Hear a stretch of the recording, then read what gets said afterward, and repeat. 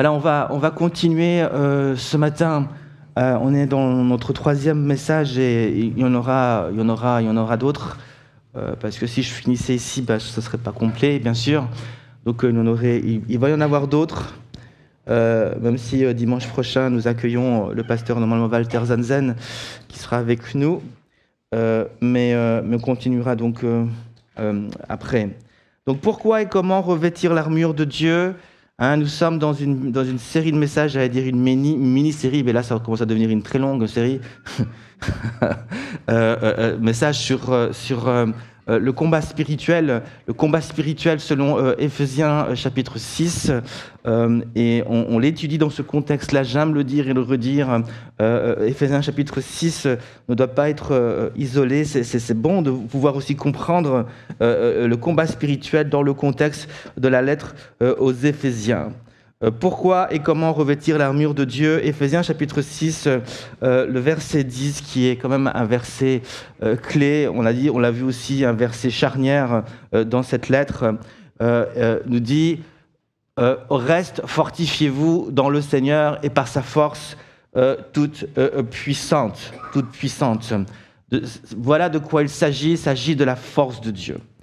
La force, d'une manière générale, nous rend capables d'accomplir des œuvres. On est d'accord avec ça ? La force physique, par exemple, nous rend capables de soulever des charges. Et plus on a de la force, plus on sera capable de soulever des charges lourdes, de plus en plus lourdes. La force physique nous permet cela. Mais la force dont il est question ici est avant tout une force intérieure. Une force intérieure. La force physique ne me sert pas à grand-chose dans le combat spirituel. La force physique ne me sert pas à grand-chose dans le combat spirituel. Et nous comprenons donc pourquoi maintenant l'apôtre Paul dira à Timothée, entraîne-toi plutôt à rester attaché à Dieu. L'exercice physique est utile à peu de choses. La piété, elle, est utile à tout puisqu'elle possède la promesse de la vie pour le présent et pour l'avenir. Timothée, en tant que pasteur, rencontrait énormément de soucis, de problèmes. Il était là aussi en tant que pasteur pour édifier l'Église. Et Paul va lui dire, mais l'exercice physique ne va pas te servir à grand-chose dans ce combat que tu es en train de mener. C'est pas l'exercice physique, c'est pas avec tes muscles, c'est pas avec l'exercice physique que tu vas bâtir, édifier l'Église. Mais toutefois, Paul ne dit pas que l'exercice physique ne sert à rien. Il ne dit pas non plus cela. Mais dans le contexte du combat spirituel, dans le contexte du ministère, l'exercice physique ne va pas vraiment amener quelque chose d'impactant au niveau du monde spirituel. L'exercice physique est cependant utile, bien sûr, pour rester en forme et permettre à notre corps de durer dans le temps. Et bien sûr, si on le fait avec modération, si on le fait pas dans l'excès et pour les bonnes motivations, l'exercice physique, bien sûr, sera utile dans ce sens-là pour rester en forme, pour durer dans le temps, parce que le corps est ce qui nous permet aussi de rester dans ce monde et de vivre dans ce monde. Alors prenons aussi soin de nos vies, de nos corps, de notre santé. Faisons-le avec modération dans l'équilibre. Et ça, c'est vous qui pouvez répondre à cette question. Suis-je dans l'équilibre ou pas ? C'est à vous de voir vos motivations et ainsi de suite. Mais dans tous les cas, vous devez comprendre que le diable n'a pas peur de Monsieur Olympia. Il n'a pas peur. Il n'est pas impressionné. Il n'est pas impressionné. Ok ? Monsieur, que ce soit Monsieur Univers, Olympia ou n'importe quoi, il n'a pas peur. Nous devons donc Bon, je vais le retirer parce que vous allez être perturbé.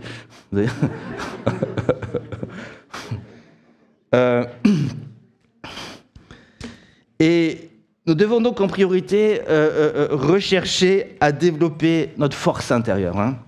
Maintenant, écoutez-moi bien, le but de cette force intérieure en nous, et c'est un point quand même important, c'est que le but vraiment de cette force que Dieu veut nous communiquer a vraiment pour but de permettre à Dieu d'agir dans nos vies, d'agir dans nos cœurs, mais aussi de le permettre d'agir au travers de nous. Dieu nous donne cette force pour que nous puissions le permettre d'agir en nous et au travers de nous. Et je vais vous montrer ces choses-là, je vais vous expliquer ces choses-là, parce que c'est des choses très importantes. Et bien sûr, ça demande, bien sûr, une force qui est surnaturelle.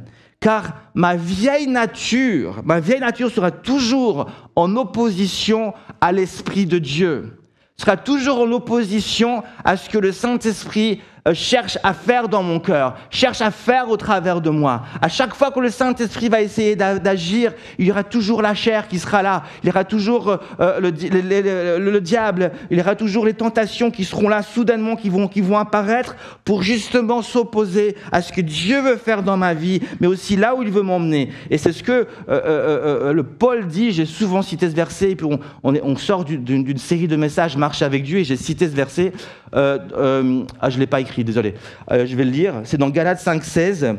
Galates 5,16, je dis donc, marchez selon l'esprit, et vous n'accomplirez pas les désirs de la chair, car la chair a des désirs contraires à ceux de l'esprit, et l'esprit en a de contraires à ceux de la chair. Ils sont opposés entre eux, afin que vous ne fassiez pas ce que vous voudriez. Et si je ne veux pas être à chaque fois absorbé et attiré comme par un aimant, par la chair, et je dois être capable de résister, mais avec une force que Dieu me donne, la force surnaturelle de Dieu. Maintenant, si ma force physique, naturelle, physique, ne fera jamais le poids face aux désirs de la chair, aux tentations, au diable, c'est vrai aussi pour ma force intérieure naturelle. Nous avons tous naturellement une force intérieure. Nous faisons tous preuve d'une certaine volonté. Nous avons de la force, nous avons de la volonté naturellement. Mais même cette force-là intérieure, naturelle, ne fait pas le poids face à l'ennemi. Et c'est ce que justement l'apôtre Paul écrit là maintenant. Dans Romains 7, 21 à 23, et je résume, il dit « Je trouve donc en moi cette loi, quand je veux faire le bien, le mal est attaché à moi. Car je prends plaisir à la loi de Dieu, selon l'homme intérieur, mais je vois dans mes membres une autre loi qui lutte contre la loi de mon entendement et qui me rend captif de la loi du péché qui est dans mes membres. » En d'autres termes, donc, le bien que je veux faire, je n'arrive pas à le faire, mais le mal que je ne veux pas faire, je finis par le faire. Pourquoi cela est souvent ainsi ? Mais parce que l'homme intérieur manque souvent de force. Mon esprit et mon âme ont besoin d'une force plus grande que celle de la chair et de l'attraction du péché. Et seule la force de Dieu donc peut me rendre suffisamment fort pour résister à la chair et pour repousser le diable loin de moi. Nous pouvons donc affirmer que la force de Dieu est ce qui va maintenir, non seulement ce qui va permettre au Saint-Esprit de se manifester, mais c'est ce qui va aussi me maintenir dans le courant de l'Esprit, dans les œuvres de Dieu. Maintenant, d'où vient cette force de Dieu ? Comment je peux recevoir cette force de Dieu ? Rappelez-vous la prière de l'apôtre Paul au chapitre 3 de la lettre aux Éphésiens. Nous avons vu ça dans le tout premier message. L'apôtre Paul, au chapitre 3, à partir du verset 16, il va dire quelque chose de significatif, mais déjà au verset 14, il dit « Je fléchis les genoux », c'est-à-dire je plie les genoux, ça veut dire donc tout simplement qu'il prie. Et qu'est-ce qu'il prie ? Il prie au verset 16, afin qu'il vous donne, voilà, je l'ai écrit, afin Dieu donc vous donne, selon la richesse de sa gloire, d'être puissamment fortifié par son esprit dans l'homme intérieur. Et donc Paul prie vraiment pour que l'Église puisse être remplie de l'Esprit. Dans quel but ? Mais dans le but que cette force nous soit donnée, que nous soyons fortifiés. Et il continue au verset 17, en sorte que Christ habite dans vos cœurs par la foi. C'est une autre manière de dire les choses, que alors que le Saint-Esprit vient, mais il y a aussi cette révélation de Christ. Christ vient habiter. Nous sommes revêtus de Christ. La révélation nous entoure, nous remplit. Et c'est cette révélation, c'est au travers de cette révélation de Dieu et du Saint-Esprit qui vient sur nous que la force de Dieu nous est communiquée. Voilà d'où vient cette force, de notre révélation de Jésus et de son amour, puisqu'après il continue et il parlera de cet amour qui va continuer et qui va nous remplir. Donc, je dois abandonner entièrement ma vie à Jésus pour le laisser justement me remplir jusqu'à toute la plénitude de son amour. Pourquoi souvent je n'ai pas la force de faire ceci ou faire cela pour Dieu? Pourquoi servir Dieu est souvent vécu plutôt comme une charge trop lourde à porter? Mais parce que souvent, si il est vrai que la chair va résister à l'esprit, il est vrai aussi que moi-même, je vais souvent résister à l'esprit, qui cherche à remplir tout mon être de Jésus. Souvent, je résiste à Jésus. Souvent, je refuse qu'il prenne toute la place en moi. Souvent, je veux garder le contrôle. Je veux garder un peu de mon confort charnel. Je veux garder un peu de ma liberté. Alors forcément, je ne trouve pas la force en moi pour faire les œuvres de Dieu avec joie. Je suis tiraillé entre les deux. Et donc, Dieu, par son esprit, n'arrive pas aussi à agir. Parce que d'un côté, la chair agit, de l'autre côté, le problème, c'est aussi moi. Je ne veux pas m'offrir entièrement à Dieu. Je résiste souvent à Dieu. C'est à ce moment-là que Jésus dira, Dieu résiste aux orgueilleux. Je fais preuve, il résiste aussi. Dieu résiste. Alors que je résiste, Dieu va me résister. Alors pourquoi est-ce important de comprendre cela? Parce que ce ne serait pas juste de mettre toute la responsabilité seulement sur les désirs de la chair, seulement sur la chair, seulement sur le diable. Non, j'ai aussi ma responsabilité dans cette démarche. Je suis aussi responsable de croire. Je suis responsable de faire les bons choix et de décider vers qui je vais tourner mon cœur et vers qui je vais dédier complètement ma vie. Et dans notre cas, l'idée donc ici est de s'offrir entièrement à Jésus. L'idée donc est de capituler. C'est notre responsabilité de capituler devant Jésus. Nous sommes tous capables de le faire. Jésus a dit quelque chose de poignant. Il dira, si quelqu'un veut sauver sa vie, il la perdra. Mais si il perd sa vie, il la retrouvera. Donc quand tu veux garder ta vie, c'est le meilleur moyen de la perdre. Mais si tu es près de la perdre, c'est le meilleur moyen d'en retrouver une nouvelle, celle que Dieu te donnera. Et donc, d'après Jésus, nous avons tous en nous le pouvoir de perdre notre vie. Vous êtes tous capables de donner votre vie à Jésus. Vous êtes tous capables.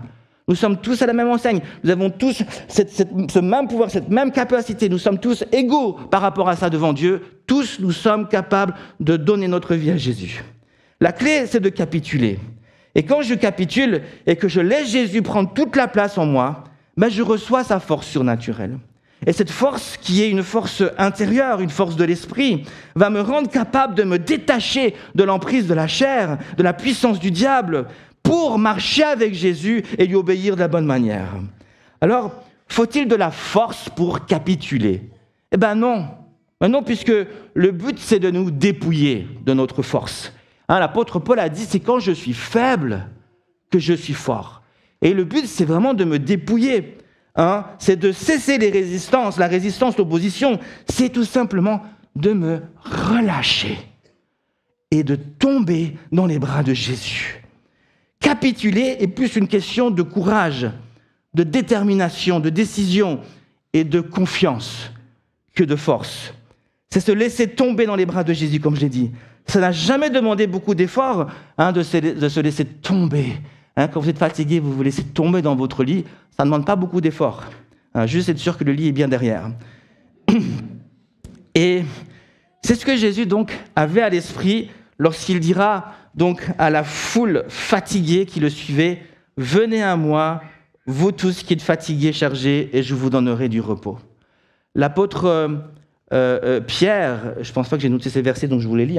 L'apôtre Pierre dira les choses aussi différemment, mais il dira les mêmes choses. Dans 1 Pierre 5, 6 et 7, 1 Pierre 5, 6 et 7, il dira « Humiliez-vous donc sous la puissante main de Dieu, afin qu'il vous élève en temps convenable, et déchargez-vous sur lui de tous vos soucis, car lui-même prend soin de vous. » On retrouve cet enseignement dans Philippiens 4, 6, c'est un enseignement plus connu. « Ne vous inquiétez de rien, mais en toute chose, faites connaître vos besoins à Dieu par des prières et des supplications avec des actions de grâce. » En d'autres termes, déchargez-vous sur Dieu par la prière, la louange, par la reconnaissance.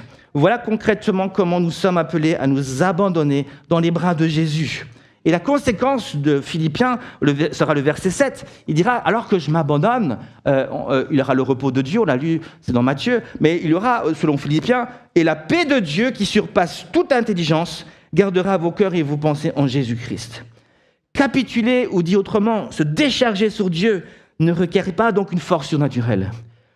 Cela est ainsi, pour que ce soit, donc, comme je l'ai dit, accessible pour chacun. Mais c'est le premier pas à faire pour recevoir cette force surnaturelle. Et alors que je me lâche dans les bras de Jésus, je vais devoir après me revêtir, je vais devoir approfondir cette relation. Et alors que je fais cela, on revient dans Éphésiens, l'apôtre Paul va dire que l'amour de Dieu va commencer à me remplir en profondeur, en longueur, dans tous les sens possibles. Et la conséquence de cela, ce ne sera plus juste la paix, ce ne sera plus juste le repos, mais ça ira bien plus loin que cela. Puisqu'il est dit dans Éphésiens 3, chapitre 20, verset 20, Or, à celui qui peut faire par la puissance qui agit en nous, infiniment au-delà de tout ce que nous demandons ou pensons. Et là, nous rentrons dans la dimension de la puissance de Dieu, où Dieu fait des choses qui nous dépassent complètement. Mais il faut vraiment se laisser. Et j'avais à cœur de vous illustrer ça, j'aime ça, illustrer un peu. Vous êtes d'accord? Vite fait, vous avez compris, je vais quand même le faire. Donc, imaginons que vous avez soif. Je vais le boire moi. Et que ce verre d'eau représente les bénédictions de Dieu, représente ce dont vous avez besoin. Je rencontre beaucoup de personnes qui ont soif de Dieu, ont besoin de vivre des choses avec Dieu, mais ne parviennent pas à le vivre. Dans certains domaines dans vos vies, vous n'arrivez pas à vivre la puissance de Dieu. Je ne sais pas ce que c'est peut-être personnel, c'est peut-être dans votre famille, dans votre couple aussi, il y a des choses qui ne bougent pas, mais voilà, c'est peut-être un problème de colère ou je ne sais pas quoi, incrédulité, ou je ne sais pas ce que c'est, vous savez. Et vous n'arrivez pas à vivre les promesses de Dieu, vous n'arrivez pas à vivre les changements de Dieu. Vous combattez avec quelque chose et vous aimeriez bien, mais vous n'arrivez pas à boire. Pourquoi? Parce que, Nathanaël, tu viens venir, s'il te plaît? Parce qu'il y a souvent entre vous et cette bénédiction, pas Nathanaël, parce qu'il représente... Va là-bas. Voilà, Nathanaël, parce qu'en fait, il représente en fait, les désirs de la chair. Il représente... le diable, il est là. Et puis moi, je veux prendre, et puis toi, tu m'empêches. Voilà. Et moi, je veux prendre ce verre d'eau, mais il n'est pas comme ça dans la vie. Reste là, on n'a pas fini avec toi. Et je veux boire ce verre d'eau, mais il m'empêche. Puis on est dans un combat. Et puis, comme je l'ai dit, on est faible face à Nathanaël. Il est fort, Nathanaël. D'ailleurs, il fait de la boxe, Nathanaël. Va oublier Nathanaël. Et on a un combat qui est là. Et on n'arrive pas. Parce que la chair est beaucoup trop forte contre nous. On n'arrive pas par notre force physique, c'est pas la peine. Notre force intérieure naturelle, c'est pas la peine. Notre volonté, c'est pas la peine. On a besoin d'une force surnaturelle. Et le seul moyen, c'est de nous abandonner dans les mains de Jésus. Et donc là, je vais demander à Jésus de venir. Voilà, on va lui donner pour une fois le bon rôle. Géry. Viens, Géry. Géry sera Jésus. Parce que souvent, je le prends pour jouer les mauvais rôles. Voilà, donc Jésus, il est là. Voilà Jésus. Voilà, Jésus, il est juste là. C'est Jésus. Et seul Jésus, en fait, est capable de briser, parce qu'il est mort à la croix, n'est-ce pas? Il a remporté la victoire. Il a brisé la chair, il a dépouillé le diable, la Bible nous dit. Donc seul Jésus est capable de nous donner cette force pour nous faire passer. Alors souvent, je suis comme ça, je suis entre les deux, et puis je suis tiraillé, et puis je dis « Jésus, viens, aide-moi ». Et puis j'essaie d'y aller, mais je n'y arrive pas. Pourquoi? Parce que ça ne suffit pas de dire juste « Jésus, viens, aide-moi ». Ça ne suffit pas. Il faut s'abandonner entre ses mains. Non. Je dois m'abandonner. Mais je ne sais pas si je vais le faire. On fait ça à l'école du dimanche, pour voir si on a à la fois. J'ose le faire. Et là, je m'abandonne. Ok. Ça demande de la foi, de s'abandonner dans les mains de Jésus, même là. J'ai vraiment prié très fort. Et là, vous vous abandonnez dans les bras de Jésus. Et là, Jésus vous prend. Mais c'est le premier pas. Ensuite, ce qu'il vous fait, c'est que vous devez vous revêtir de Jésus. Vous devez vous accrocher à lui. Et c'est comme ça que vous allez y aller. Et là, Nathanaël, le diable, la chair va essayer, mais contre Jéry, il doit dégager. Là, tu dois dégager. Voilà. Et là, Jésus me donne le verre d'eau. Et voilà, et là, je peux le boire. Vous voyez la différence?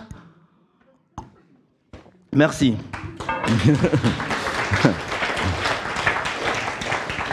Alors, je le répète, Nathanaël n'est pas du tout comme ça. Merci en tout cas d'avoir joué le jeu. Donc, vous avez compris, vous avez déjà compris, mais voilà, j'aime des fois faire quelques petites illustrations. Et comme ça, quand vous aurez un combat, ben vous verrez le visage de Nathanaël qui sera... Non, surtout pas. Vous verrez, il y a le combat qui est là, et puis abandonnez-vous entre les bras de Jésus. Maintenant, on va aller plus loin quand même, parce que j'ai encore beaucoup de choses à vous dire. Maintenant, quel rapport avec... Parce qu'en fait, on est en train de parler de quoi, là? Quel rapport avec tout ce que je viens de vous enseigner et l'armure de Dieu, en fait? Quel est le rapport entre la force et l'armure? Le rapport est évident. Si vous écoutez depuis le début, le rapport est évident. C'est revêtir l'armure, c'est se revêtir de la force surnaturelle de Dieu. C'est utiliser les moyens nécessaires pour faire tomber le diable et marcher sur la puissance des ténèbres. Tous les moyens ne sont pas bons pour être fort en Dieu et pour résister au diable. Mais Dieu nous donne les moyens adéquats et nécessaires à cela. Et pour nous enseigner comment nous revêtir de la force de Dieu, Paul va utiliser justement une image, celle de l'armure du soldat romain. Et c'est une image pour nous aider à comprendre comment revêtir et recevoir la force surnaturelle de Dieu. Car il ne s'agit que de cela, de la force de Dieu pour marcher sur toute la puissance du diable et permettre à Dieu d'agir avec nous au-delà de tout ce qu'on pourrait imaginer ou penser. Et cette image de l'armure nous enseigne que revêtir l'armure, c'est revêtir Jésus. Déjà, premièrement, c'est revêtir Jésus. Parce que Jésus est la vérité, Jésus est notre justice, Jésus est la parole de Dieu. Jésus, il est, à chaque pièce, on retrouve Jésus. Et d'ailleurs, c'est impossible de vivre chacune de ces pièces sans la révélation de Jésus. C'est ce que Paul nous enseigne dans Éphésiens 3. Je ne vais pas me répéter. OK ? Et donc, quand on revêt cette armure, on revêt Jésus, on a besoin de cette révélation de Jésus. C'est intégrer et continuellement me nourrir de la révélation de Jésus et de certaines révélations en particulier qui me permettront de résister au diable en déjouant ses manœuvres. Et la force de Dieu, je la reçois au travers de la révélation de Jésus, comme je l'ai dit. Au final donc, mon défi et le défi de chaque enfant de Dieu, c'est de recevoir la révélation de Jésus, mais ensuite c'est d'y rester attaché et d'y obéir. Et il y a dans la révélation de Dieu des points en particulier que je dois bien assimiler pour être fort en Dieu et en face du diable. 1 Timothée 4, on l'a déjà lu, résume plutôt bien ce que signifie revêtir l'armure. Il dira « Entraîne-toi plutôt à rester attaché à Dieu ». Nous y sommes. Entraîne-toi à rester attaché à Dieu. Revêt l'armure. Entraîne-toi à revêtir cette armure et à marcher avec cette armure. S'entraîner à rester attaché à Jésus, c'est revêtir l'armure et comprendre comment marcher dans cette armure, c'est-à-dire dans la force de Dieu, dans la puissance de Dieu, en intégrant des points en particulier de la révélation de Dieu. Ok, alors faisons un pas plus loin dans notre étude. Nous devons aussi comprendre que nous ne pouvons pas envisager le combat spirituel, qui est donc notre combat. Véritablement, on ne peut pas l'envisager sans cette armure, c'est-à-dire sans la révélation de Jésus. Lorsque le jeune David s'est présenté devant le roi Saül pour être le héros d'Israël qui allait combattre Goliath, une des premières choses que le roi Saül va dire à David, en tout cas une des premières choses qu'il a pensées, était ceci: je ne peux pas laisser ce jeune homme aller se battre sans armure. David a réussi à le convaincre. Une fois qu'il est convaincu, parce que pour le laisser aller aussi représenter Israël, être le héros d'Israël, il fallait qu'il soit convaincu que David puisse faire quelque chose quand même. Et je pense que David était tellement enflammé qu'il a réussi à enflammer le cœur de Saül avec ses paroles. Hein, quand j'étais avec les brebis, tout ça, le lion venait, l'ours venait et je l'ai terrassé. Voilà, il va être convaincant. Et David va dire, ok. Et Saül va dire, ok, mais je ne peux pas te laisser partir sans armure. Alors il lui propose bien sûr la sienne, si vous lisez le texte, mais la Bible dit que David n'y était pas accoutumé. Il n'avait pas l'habitude.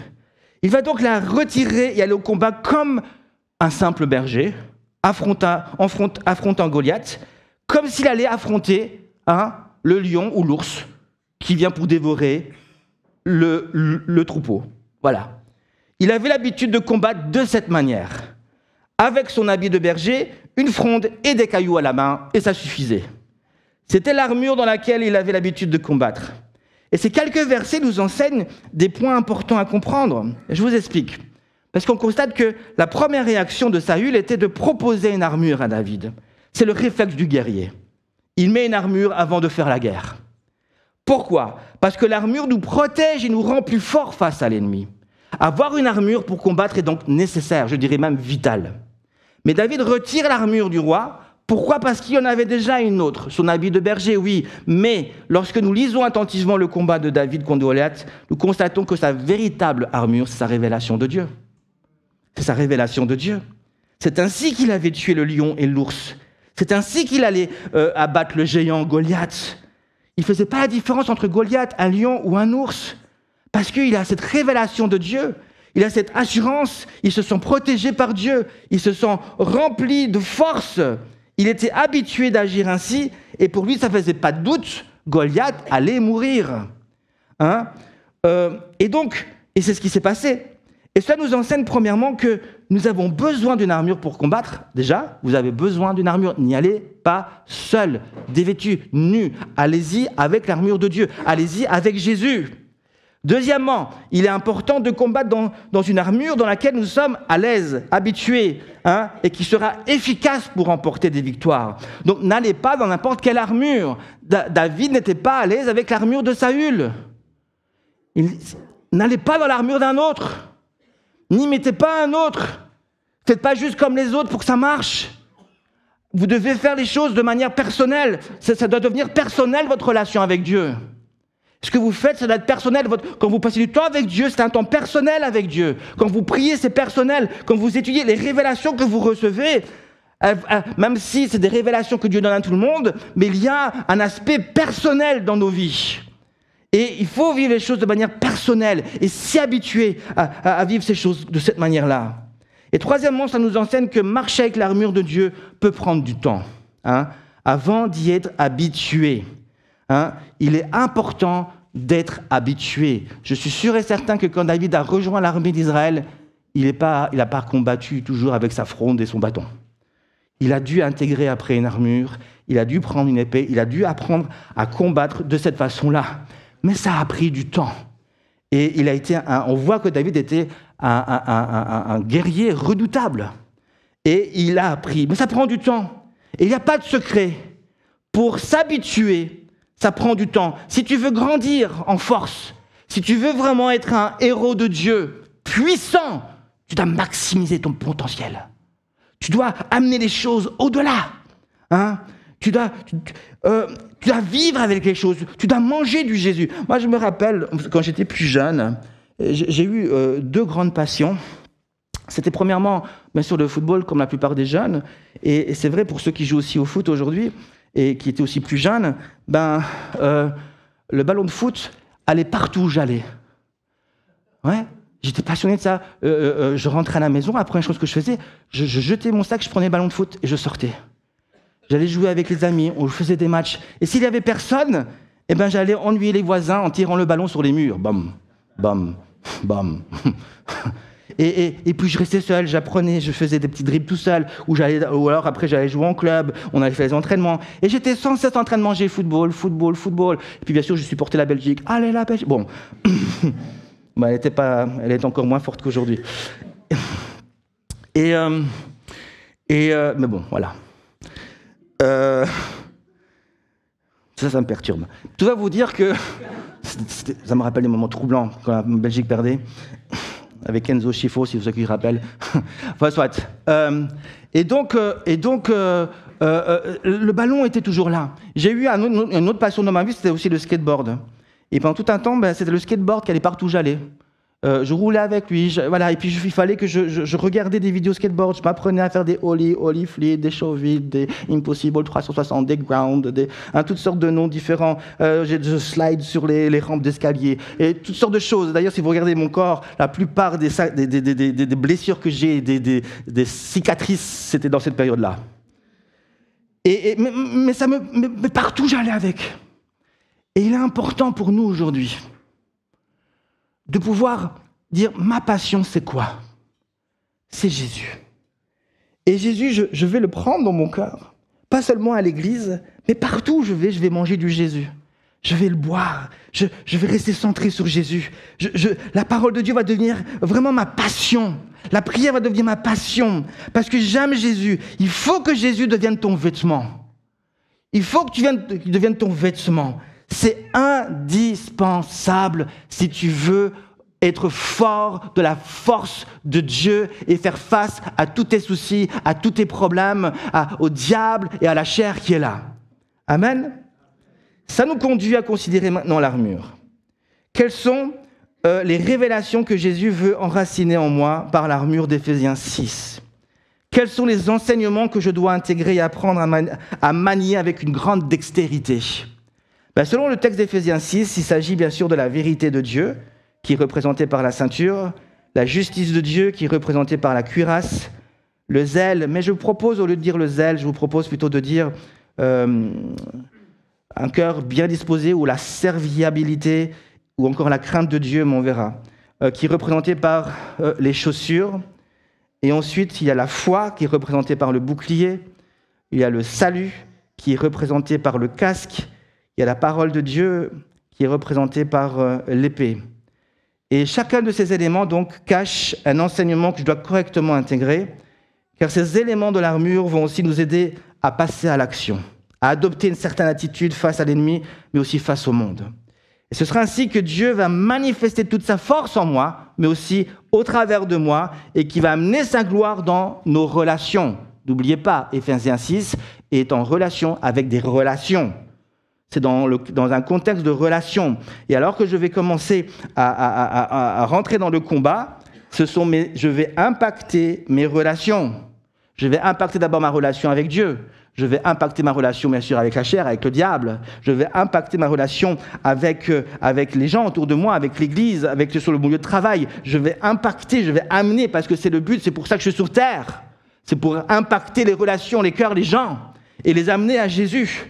Et qui fassent partie du corps de Christ.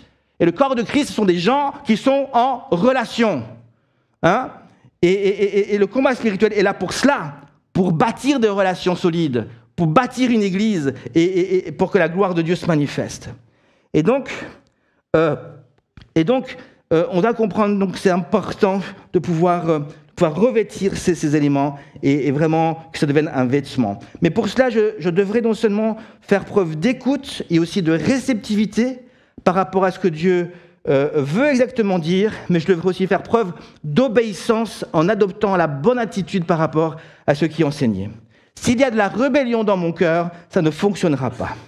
Et donc ce matin, pour terminer, je voudrais quand même voir, parce que je vous ai promis ça la dernière fois, vous voyez qu'il y a beaucoup de choses à dire. À chaque fois que je me mets devant Dieu, il y a toujours beaucoup de choses, déjà, m'aller en profondeur dans mes enseignements. J'aimerais quand même terminer avec vous avec une partie de l'armure qui sera la ceinture de la vérité. Et je vais juste terminer avec cette partie. Nous verrons les autres prochainement. Quelle révélation et enseignement Dieu veut-il déposer en moi par cette ceinture de la vérité ? Jésus a dit cette déclaration incroyable à Ponce Pilate dans Jean 18, verset 37. Il dira, Pilate lui dit, tu es donc roi. Jésus répondit, tu le dis, je suis roi, je suis né et je suis venu dans le monde pour rendre témoignage à la vérité.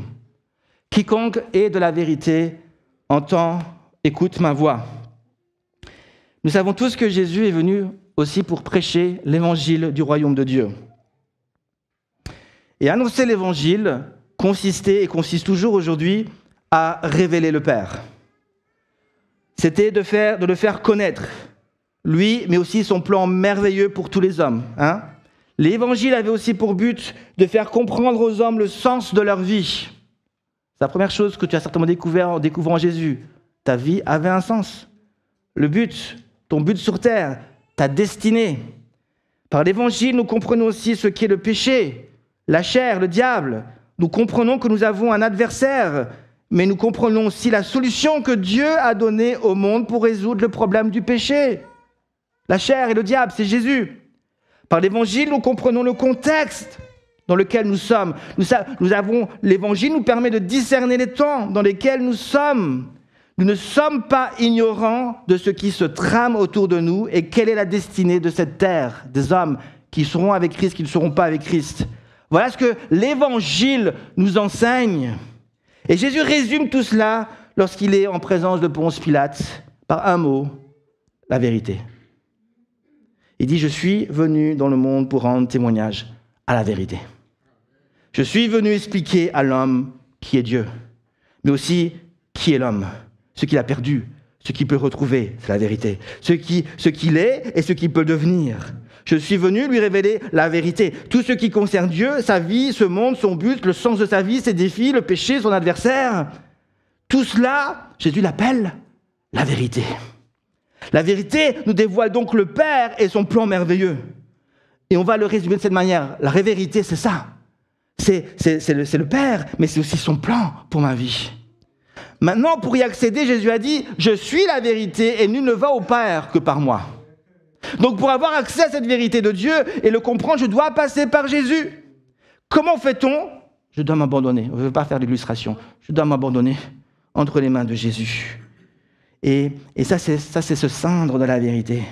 Je m'abandonne et je commence à me revêtir de Jésus. Je me ceins de la vérité, d'une révélation particulière. Je me ceins de cette vérité. Je reste attaché à cette vérité, à toutes ces révélations qui sont là. Mais la Bible dit aussi que le Saint-Esprit est l'Esprit de vérité. Et que le Saint-Esprit va nous conduire dans toute la vérité. Donc la vérité, c'est bien sûr toutes les révélations que nous avons dans la parole de Dieu, mais ce sont des vérités que nous découvrons par le Saint-Esprit. Et donc, la vérité représente ma relation avec Dieu d'une manière générale, que je vis au travers de ma relation avec la Bible, mais aussi avec le Saint-Esprit. C'est ça la vérité. La vérité, c'est être attaché à la Bible, c'est être attaché à l'Esprit Saint. La vérité, c'est le fondement de ma relation, c'est ce que je vis au quotidien. Et quand Paul dit « vous devez vous ceindre de la vérité », ça veut dire que vous devez veiller à votre relation avec Dieu, à ce que le feu brûle tout le temps. Vous devez commencer à adopter des bonnes attitudes. La Bible doit faire partie de votre vie. Le Saint-Esprit, ça doit devenir partie de votre vie. Vous devez manger la parole de Dieu, vous devez l'étudier, vous devez l'apprendre, vous devez l'étudier. À chaque chose que vous faites, vous devez demander à la Bible si c'est bon ou si c'est pas bon. Elle doit faire partie de votre vie. La vérité reste là. Ça, c'est la vérité. C'est adopter de nouvelles habitudes. Adopter de nouvelles habitudes. Changer de mentalité. La Bible, maintenant, fait partie de ma vie. Le Saint-Esprit fait partie de ma vie. J'ai une relation avec Dieu. Ne sous-estimons pas la puissance de la Bible et du Saint-Esprit. Cette combinaison-là est puissante. Est puissante. Quand vous ouvrez la parole de Dieu, faites-le avec le Saint-Esprit. Soyez à l'écoute. Soyez à l'écoute. J'insiste sur les deux. Parce que si la Bible est la vie, la Bible peut parfois être l'être qui tue quand l'Esprit de Dieu n'est pas là. Et on peut tordre les Écritures. On peut tordre les Écritures. Un jour j'ai été frappé. J'entendais, quand j'étais plus jeune, j'entendais beaucoup les pasteurs dire la Bible dit ceci, la Bible dit, je m'appuie sur la Bible, et puis chacun disait cela, et puis chacun avait des interprétations différentes. Alors je me suis dit, oh, alors ils disent, ils n'ont pas la même Bible, ou ils la comprennent pas de la différence, mais ou c'est le Saint-Esprit, ouais, c'est plus compliqué que ça, il suffit pas de dire la Bible dit, il suffit pas de dire la Bible dit. Qu'est-ce que le Saint-Esprit aussi révèle ? Qu'est-ce que le Saint-Esprit révèle ? Quelle est vraiment la vérité ? Le Saint-Esprit va le déposer dans notre cœur. Le Saint-Esprit va le déposer dans notre cœur. Ce sein de la vérité, c'est adopter ces nouvelles habitudes. Alléluia. La Bible doit devenir mon ballon de foot, mon skateboard, hein, l'élément que tu prends partout où tu vas. Et alors que tu vas ouvrir la Bible et la parcourir, écoutez-moi bien, alors que tu vas ouvrir la Bible avec le Saint-Esprit, je vais vous montrer la différence. Si tu ouvres la Bible sans le Saint-Esprit, tu vas juste ouvrir un livre, juste un livre qui va te faire du bien, ainsi de suite, mais qui ne va pas vraiment te transformer. Et tu vas être capable de parcourir la Bible et ça va en rester là. Mais quand tu ouvres la Bible avec le Saint-Esprit, vous savez ce qui se passe? C'est la Bible qui commence à te transpercer. C'est la Bible qui commence à te parcourir. Il ne suffit pas juste de parcourir la Bible. Il faut laisser la Bible nous parcourir. Il faut laisser la Bible nous sonder. Je sonde la Bible, mais la Bible vient me sonder par la parole, vient me sonder par le Saint-Esprit. Et quand j'ouvre la Bible, mon cœur, mon désir est que le Saint-Esprit, par cette parole, vient sonder mon cœur, vient changer ma vie, vient me transformer. Le ceinture de la vérité, c'est entre toi et Dieu. La ceinture de la vérité, ça se passe entre toi et Dieu. Seigneur, j'ouvre la parole, je prends ces habitudes. Ce n'est pas juste 1 heure toutes les semaines, hein, mais je viens, j'aime la parole de Dieu, j'aime mes frères et mes sœurs. J'aime venir à l'église, j'aime venir le dimanche matin, c'est pas difficile, mon corps bouillonne, j'aime venir le vendredi soir, j'aime être là avec mes frères et sœurs, ça bouillonne dans mon cœur, la ceinture de la vérité, elle m'accompagne partout où je vais et elle me montre où je dois aller, là où il y a la vérité qui est prêchée, là où la parole de Dieu qui est prêchée, je veux y aller, alors je viens le dimanche matin et pour les plus jeunes, je viens aussi le vendredi, je viens à la réunion de prière parce que la vérité est là et me conduit là où elle est proclamée. Amen.